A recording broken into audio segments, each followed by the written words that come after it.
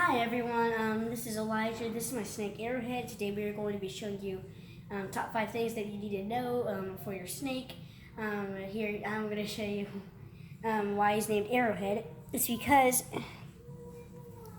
he has this like pointy marking. Now it's not pointing forward, but it's like pointing back. And it's just so it reminded me like of a triangle, and an arrowhead is like a triangle. So that's why he's named that. I'm going to be showing you top 5 things today that you need to know to take care of your snake. Number 1 is supplies.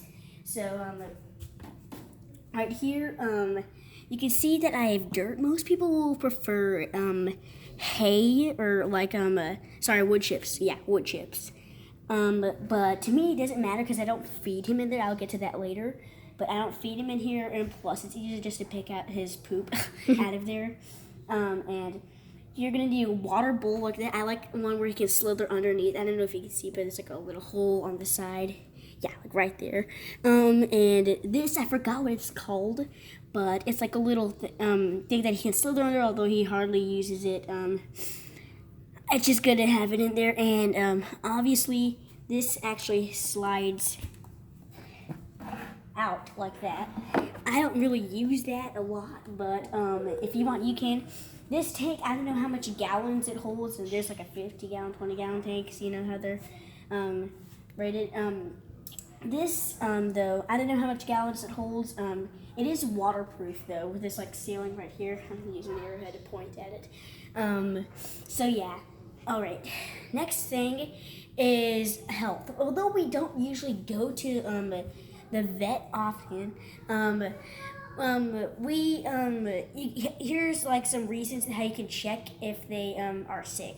If their tongue isn't flicking out like the correct way, like it's like they're having trouble flicking it out and smelling because that's how they smell. They can't really smell right. They can't really smell right. Another thing is if their nose is runny. Snakes' nose actually do run. They can be runny nose like we do. So yeah, although we haven't actually taken him to the vet in his whole life. By the way, I got him a few Christmases ago. He's like 11 years old or 12, so he's real old. Okay, so yeah, we don't really take him to the vet, but you can if you want to. By the way, he's a desert king snake. I'll get to breeds later, but here, follow me. On food, so we don't feed him live mice. We would actually feed him live mice, but since he's too old to even eat mice, we just feed him frozen mice. Plus, that's what the original owner fed him, and so it was hard to change a snake's diet. That tube up there, now I'm not going to get this down because it might scare him, but he eats in that tube because, like I said, the soil, if he tries to swallow his prey, the dirt might get, since his mice is dead and frozen, it's sticky, and so he'll swallow the dirt with it. So we don't feed him in there, but we feed him in there. Also, he likes to poop in there, so that just gets the job done whenever. That's why there's not a whole lot of mess in there. And all right, follow me. Next is snake breeds. So we have a desert king snake, like I mentioned. He's 11 to 12 years old, like I also mentioned again. For beginners, I'd say corn snakes are pretty good. They're skinny. They might be as long as him, but they're skinny. They're not as big and fat as him. They eat small mice. You don't need to buy expensive big old mice, fat mice for them. They're not poisonous. Just so you know, all snakes are not poisonous. Okay, they constrict, because you don't want a snake biting you. So all domesticated snakes are not poisonous. So yeah, corn snake I'm pretty sure is the best snake that you would get for beginners. And next I'm pretty sure is here, why don't we just come over here?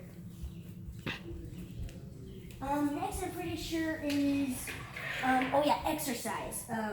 So sorry, I had to go in a circle. Exercise. I usually don't take him out very often. he's old, like I said, so he doesn't like to get a whole lot of exercise. Just slithering around a lot in a bunch of circles, and his take is enough exercise for him. I do take him out and hold him though, and occasionally I just let him slither all over the room. And once in my bed, he even got stuck behind the shelf once. That's a long story. He does not like pets. We have 2 dogs, and I've only shown him to our one dog. He actually bit her on the nose, and so your snake might be comfortable with dogs, but our snake isn't. So just so you know, you can introduce your snakes if you want to the dogs or any other pets that are not smart, because they will eat them if like a lizard if you have something like that. But cats, dogs, if you want, you can introduce them. But I don't think that's a good idea. But who knows? The snake might not bite them, although they probably will, because that's their instinct if they feel threatened.